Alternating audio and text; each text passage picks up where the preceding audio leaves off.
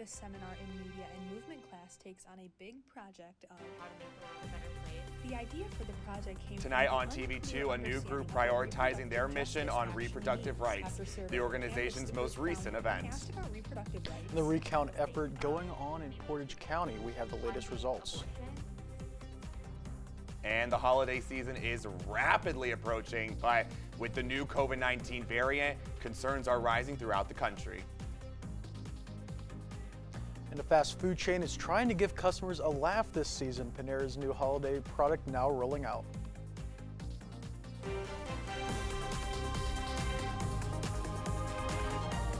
This is TV2 News. Good evening and thank you for joining us for this Thursday edition of TV2 News Portage County. I'm Troyano. I'm Elias Shingleton. And we start with what began as a class project growing into a larger organization that is aimed at increasing awareness of reproductive rights. Our reporter Kennedy Gotham joins us now with the details on the organization's latest event. Kennedy?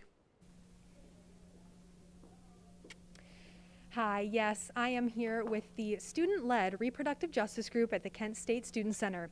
Right through these doors, they are having a meeting discussing their projects.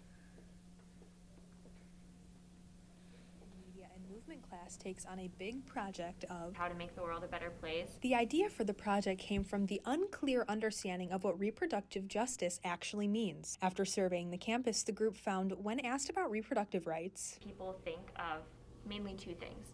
One being abortion and two being birth control. the group feels that it is important to spread awareness on topics like reproductive justice, especially on a college campus. Reproductive health and education affects all of us. After researching and surveying, the group came up with An equation, and it's education plus inclusivity plus access equals reproductive justice. the reproductive justice group wants students and all people to have access to proper reproductive health care. People need access to things like reproductive health services and contraceptives and just all those kind of things. Professors at Kent State say it is important for students to discuss issues like reproductive justice. There is no opportunity for the kinds of game-changing conversations anywhere on the planet that exists at a college university. I spoke with one of the group members and she said students and others are able to attend this writing manifesto to share their ideas about reproductive justice and any other ways they feel they can make the campus and the world a better place. From the Kent State Student Center, I'm Kennedy Gotham, TV2 News.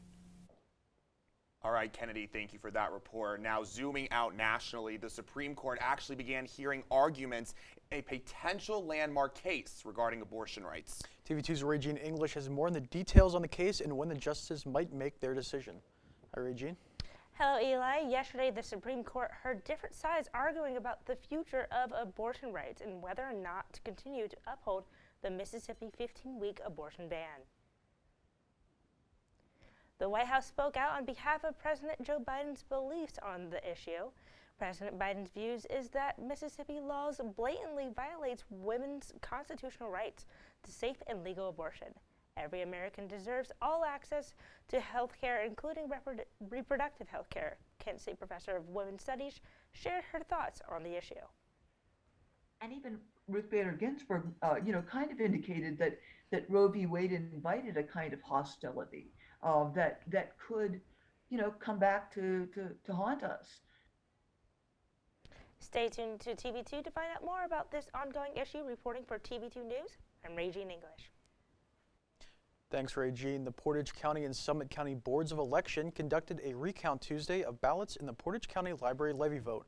The levy considered a 1 mil 10-year tax levy to support Portage County libraries and was approved in the November election.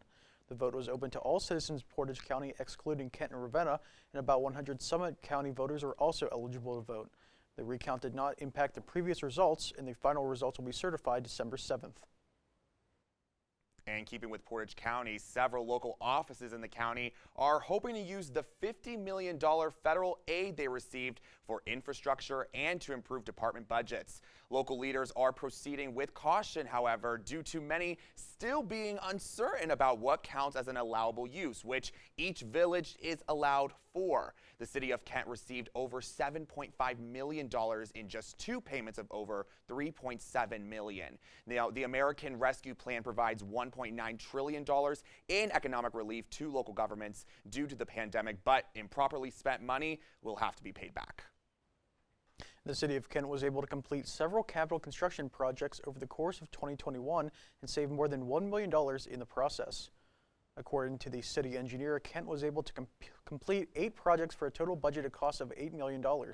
This cost was 15% less than estimated. Projects include a new roof and HVAC system for the Kent Fire Station on North Mantua Street, improvements to the Brady Leap Trail, and various road projects throughout the city. Kent also made improvements to the Kent Water Reclamation Facility. The city plans to focus on street and sidewalk improvements going into 2022. Now focusing on Kent State, its Giving Tuesday campaign brought in a record-breaking $7.7 million. And just in case you want to hear just how much it broke the previous record, it more than tripled last year's $2.2 million. More than 3,000 donors came together this year, which included $6.25 million from legacy gifts, $100,000 from Kent State University Foundation matching gifts, and $1.3 million from both gifts and those matches. Now, this campaign is centered around the university's recently launched Forever Brighter fundraising campaign, which prioritizes student success through scholarships and programs.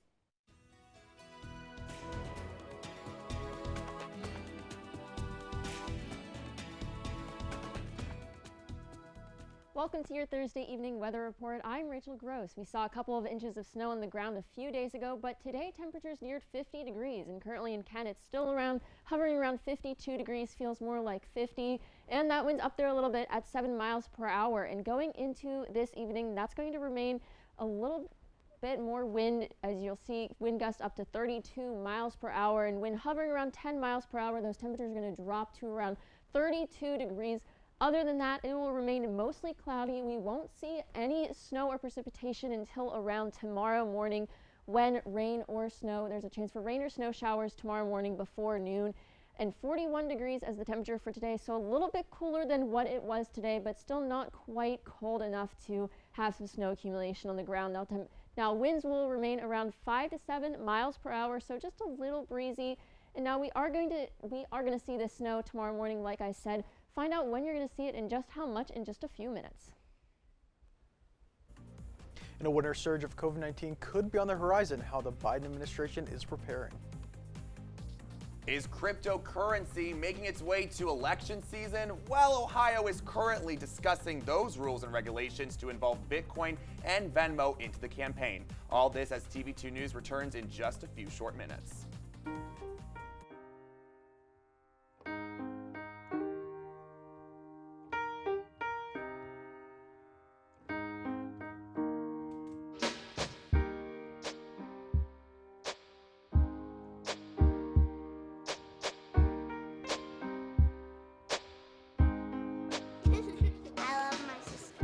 Heart doesn't see race.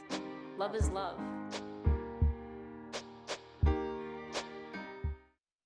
It's a big responsibility. Oh, it's huge. I know, it's huge. And the salary. Oh my god, yes. Right? I mean, like, I was about to move in with my parents, and right before, so this saved me. I really believe in you, you know?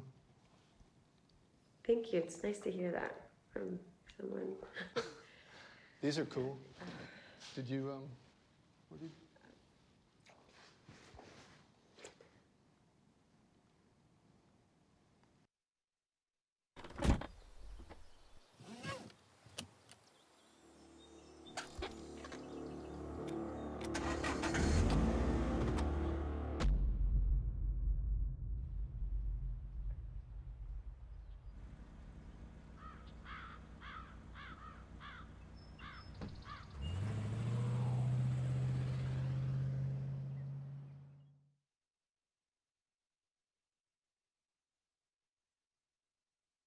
Okay, so we drowned the fire, stirred it, drowned it again, and now just feel if it's cold.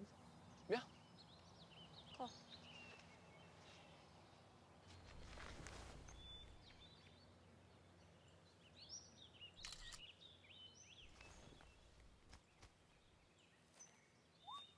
Smokey just gave me a bear hug. I know. Already posted it.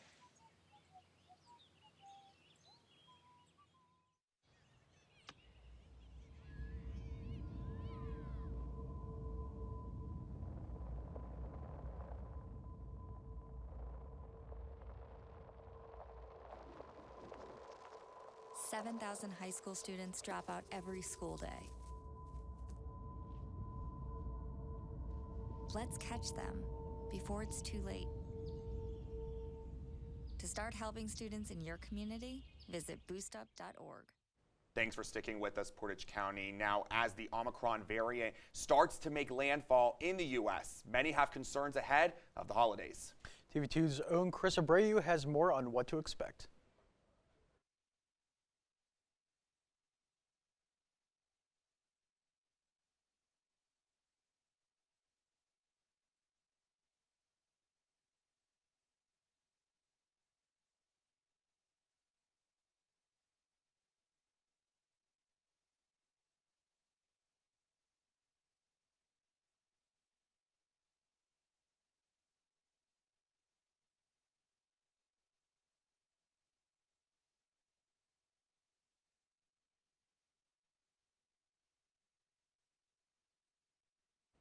We apologize for the technical difficulties. Kent State continues to monitor campus for COVID-19 cases. 196 cases of COVID-19 were reported over the past 6 weeks as of November 21st. This increases the total case count to 1,944 since July of 2020. Only 7 rooms are currently quarantined on Kent campus, with 97.9% of quarantine space available. And President Joe Biden announced a new plan Thursday aiming to fight a potential winter surge of COVID-19 as the 2-year mark of the pandemic approaches.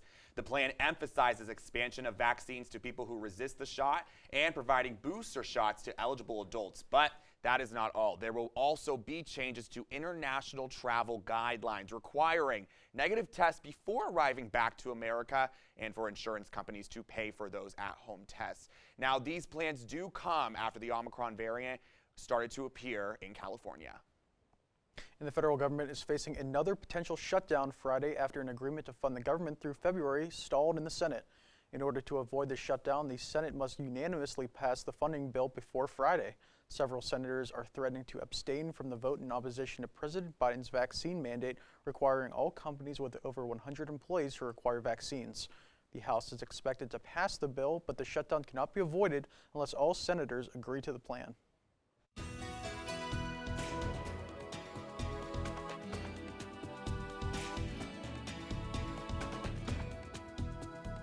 Welcome back to your Thursday weather report. As I mentioned earlier, we will see some rain and snow tomorrow morning, and that will happen more towards 10 a.m. as those temperatures still remain in the 30s. There's a 40% chance you'll see rain and snow around 10 a.m.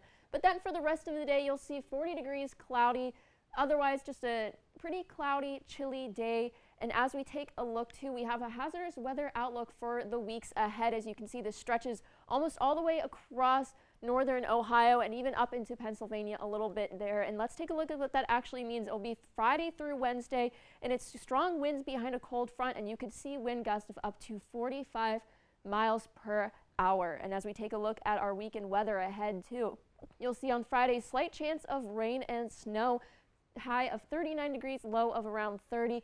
And then as we get into the weekend, temperatures warming up just a little bit more. Saturday cloudy and then sunny, 42 degrees as your high. Sunday, a high is going to go up into the 50s again, a 50% chance of rain after 1 p.m. However, for those afternoon hours. Then Monday, the chance for rain and snow comes back. As you can see, 43 degrees, but that low is going to drop into the 20s. And on Tuesday, another chance to see snow there, as the high is only going to be 34 degrees. Snow maybe around the afternoon, otherwise cloudy. Then Wednesday, there is a chance for freezing rain and sleet on Wednesday, as temperatures are 39 degrees and then a low of 26. And then as we head into Thursday too, again, 30% chance of precipitation, otherwise mostly cloudy. Lots of rain and snow in your forecast for this upcoming week. I've been Rachel Gross. Back to you guys at the desk. Thank you, Rachel. Schools in Ohio can now apply for a share of $11 million in safety grants that will be awarded by the Office of Attorney General Dave Yost for the 22-23 academic year. House Bill 110 funds can be used for safety planning training and classroom programs for school systems, and each school is eligible for a grant of $2,500 or $5.50 per student. That amount, it has to be whichever amount is greater. The funding is intended to give school leaders flexibility in determining how best to improve student safety, which could include certification training for school resource officers, any school safety equipment, and educational resources. Ohio police and firefighters are asking lawmakers to increase the amount local governments must pay into their pension funds. The proposal would increase the amount to 26.5% of pay, up from the current 19.5% for police and 24% for firefighters. If passed, the increased contributions will be supported by the taxpayers, but it is unclear what the total cost will be statewide. The pension rate was last increased in 1986. All right, now Bitcoin and Venmo may actually be involved in upcoming elections. The Ohio Elections Commission could soon allow candidates for elected office to accept campaign donations in Bitcoin and through the app Venmo, but each person must follow a set of rules. For Venmo, candidates must create an account separate from their own personal or their campaign treasurer's personal accounts, while also not transferring any money into their own account. But for Bitcoin, that is a different story because cryptocurrency is not considered traditional money. Candidates must treat them as in-kind contributions, which is not cash. The commission plans to revisit this later in December. A judge heard a motion Wednesday to dismiss 25 murder charges against a former Ohio doctor. The charges against William Hussle stem from the deaths of 25 patients who all received at least 500 micrograms of the powerful pain drug fentanyl. Prosecutors at the time said that much fentanyl has no legit medical purpose, but defense lawyers say Hussle was providing comfort care to terminally ill patients, and they accused prosecutors of giving a false narrative. Haley Nelson with WSYX reports. They argue key info wasn't shared with the grand jury that was favorable to Hussle, like of patient T.Y., someone who got 2,500 micrograms of fentanyl and lived for about 10 days. The defense called two people, including a Columbus police sergeant who testified police and prosecutor had T.Y.'s records before the grand jury was called. They also called Dr. Timothy Ehrig, who is with a hospice group out of Pennsylvania. The defense arguing Ron O'Brien created a false narrative. In regards to fentanyl, has a lethal dose of fentanyl ever been clinically defined? No. But the prosecution questioning that expert's qualifications and knowledge on the subject. They objected to every attempt from the defense, which they felt was trying the case early. The charge flipped that the defense is responsible for that false narrative. And what about those misconduct claims? You're never going to hear Mr. O'Brien, any recording of him, anywhere saying 500 micrograms is per se lethal. This is the false narrative that they're putting out. They're the only ones trying to attempt to present a false narrative of what occurred. The new prosecution team arguing the former prosecutor made it clear each case, each patient was looked at individually based on many factors. Again, no call yet from the judge, and we don't know what exactly was said to a grand jury. Baez did say after court that they would be ready in February if needed, so maybe a sign there. A shooting that sent one man to the hospital was caught on camera in Ohio. Police say a traffic camera was recording along I-75 in Laughlin Tuesday night when someone in one vehicle fired several shots at another car. Now, the driver veered off of the road onto the shoulder, but he was able to call 911 for help. But police say the man had multiple gunshot wounds. He was taken to the hospital and at last checked is in critical condition. Now, the shooting is still under investigation. And union workers could be back on the job at Kellogg's cereal plants and across the U.S. next week after union leaders reached a tentative agreement with the company. Now, this agreement is for a 5-year labor contract, and it would bring workers with at least 4 years of service who are in the lower half of 2-tier wage system up, meaning more money and better benefits. Union members are set to vote to ratify the agreement December 5th, but approval is not guaranteed.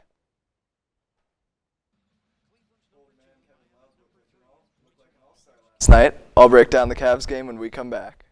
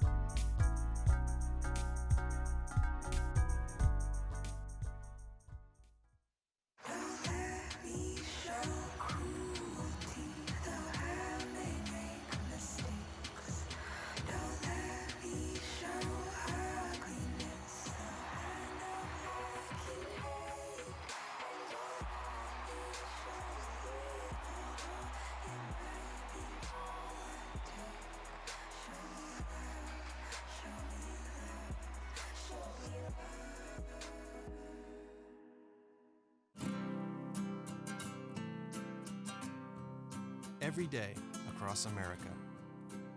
Excess food is gathered by a network of good people at local food banks, giving hope to millions of children who struggle with hunger. They've earned their wings, and you can too.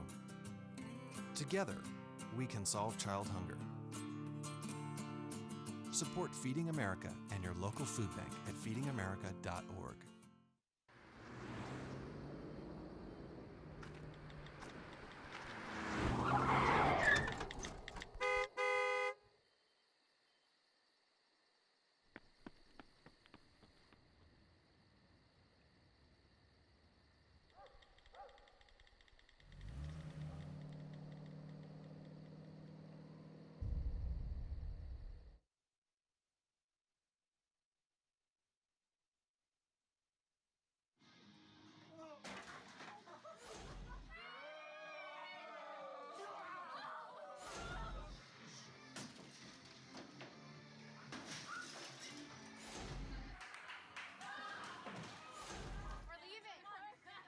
Most party fouls are pretty dumb.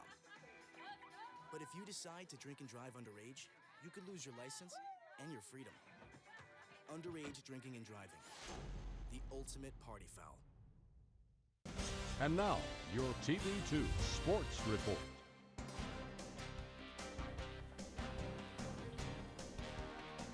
Welcome back to TV2 News. My name's Matt Franos, here with tonight's sports. The Kent State women's basketball team will face off against St. Bonaventure tomorrow night. The Flashes are 5-1 on the season and are coming off 2 huge wins against UCLA and Penn State. Lindsay Thal will look to continue her dominance as she is averaging 16.3 points and 7.7 rebounds per game. After tomorrow's game, Kent will head home for 4 straight games at the Mack Center. The Cavs played the Heat last night and will start things off with Darius Garland passing to Kevin Love for the 3-ball. Then Kevin Love throws it all the way up the court to Garland for another triple. And then in the second quarter, Evan Mobley kicks it out to Love and he hits another 3 to extend the lead. The Heat are down 10 in the second and they move the ball around for a Max Struss 3-pointer. Before halftime, Love gets the ball, pump fakes, and splashes another 3 to add to his points. Late in the third quarter, and Ricky Rubio drives and dishes to Evan Mobley for the big man slam. In the fourth quarter, Rubio finds Jared Allen for the post hook to close out the Heat. The Cavs win 111-85 and move to 12-10 on the season. Kevin Love led the team with 22 points on 6 3-pointers. The Dallas Cowboys head to New Orleans for a Thursday night game against the Saints. Both teams are coming off Thanksgiving losses and are desperate for wins. Alvin Kamara will be out and Taysom Hill will be starting for the Saints. Dak Prescott and the Cowboys will be getting CeeDee Lamb and Amari Cooper back from injury, which will make life difficult for New Orleans. Let's take a look at my pick. Tonight, I'm taking the Cowboys 31-17. The Saints' defense will cause problems for the Cowboys, but their offense will be too much.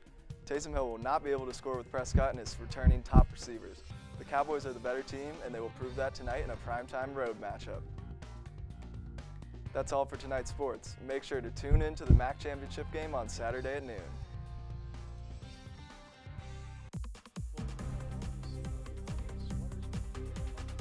Cups. Ugly for the holiday season. Stick with us, more on this when TV2 News returns.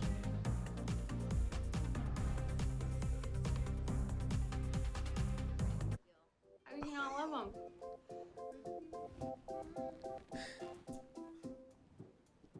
Your favorite weekly music show just got even better. We are now online serving all the needs of your favorite music media. You can check out our site for editorials and reviews from our writing staff featuring headline news and stellar illustrations from our design team. In the mood for your favorite artists? Check out links to our past episodes on this new and brilliant site. We are now one click away at KentCoreTV2.com. We are Kent Core. We are music-driven media. How can I help my daughter with her reading? Searching for help with Dachshund breeding. No. Let me try. Sarah's bright, but when she's reading, she has trouble sounding out words. Playing world music. What? I give up. Wait, I was trying to show you how Sarah feels every day. Frustrating, isn't it? Redirecting to understood.org. Join parents and experts at understood.org, a free online resource about learning and attention issues to help your child thrive.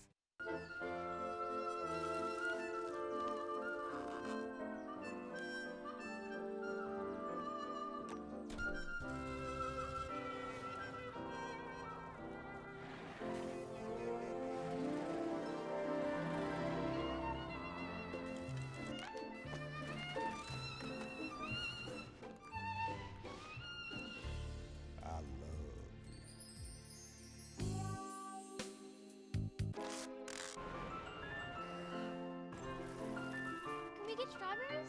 Okay.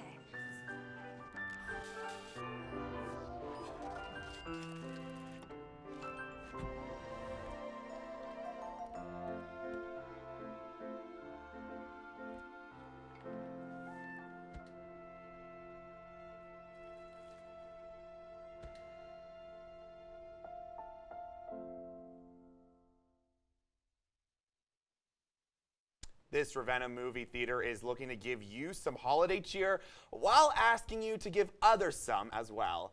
Ravenna 7 movie theater will be showing the holiday movie Prancer December 11th at 10 a.m. But here's the kicker. It is all free. A donation of one non-perishable food item for the Ravenna Salvation Army is suggested per ticket, and tickets are available now at the theater box office.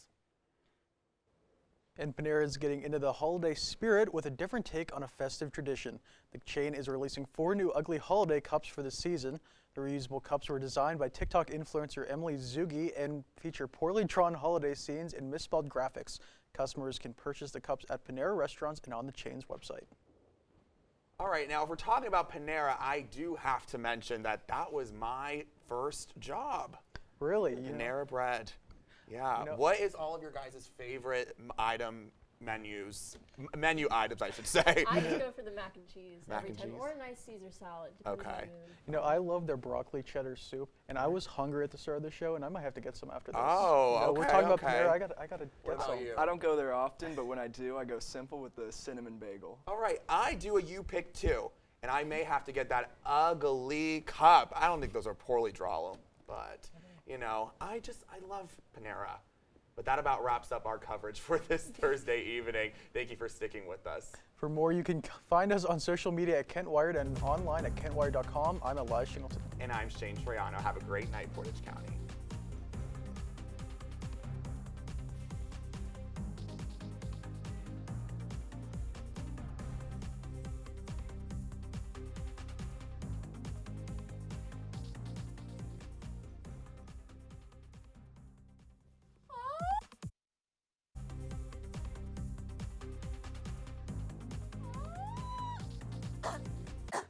Hayden, I can't speak. Who's gonna do the commercial if I can't speak?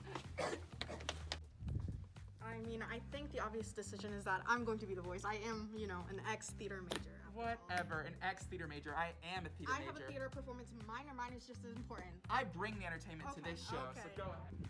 Obviously, it should be me, because ain't nobody as fierce as I am. Oh, no. It should be me, because I'm a freshman. And obviously, freshmen are more important, right? No, it should be us, because we're the oldest. Exactly. And we have Andy Joe. Hello.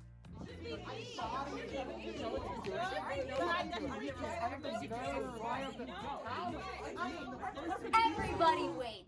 The only voice that should end this commercial is the College Voice, Fridays at 2 p.m. Now say it with me. Watch the College Voice on Fridays at 2 p.m.